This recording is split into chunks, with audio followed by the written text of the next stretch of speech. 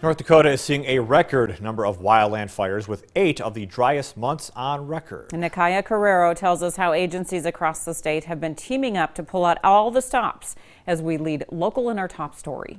Since January, local, state, and federal agencies have responded to more than 800 fires in the state.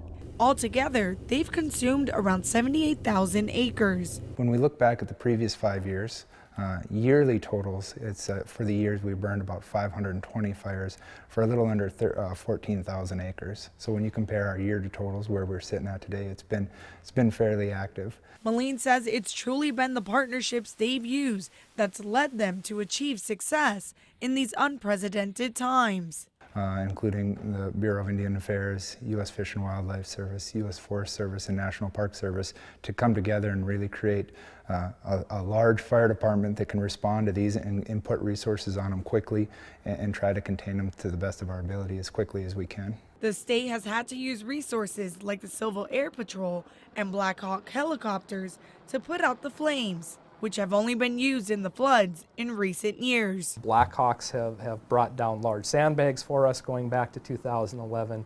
Civil Air Patrol has done dike patrol, getting video imagery for us real time in the past, but it's been a long time since we've used these resources on fire. Through nationwide partnerships between states and emergency managers, the North Dakota Department of Emergency Services has requested help from multiple neighbors like South Dakota. The request for Blackhawks, it wouldn't be unusual for that to take, multiple days. So incredibly quick response this last weekend, but the need was there.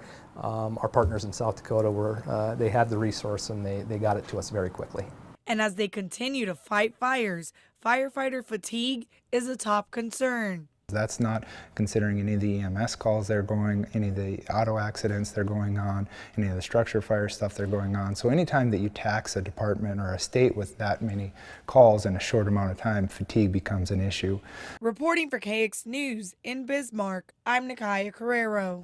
The North Dakota Department of Emergency Services has since created an internal dashboard allowing agencies across the state to have access to real-time updates.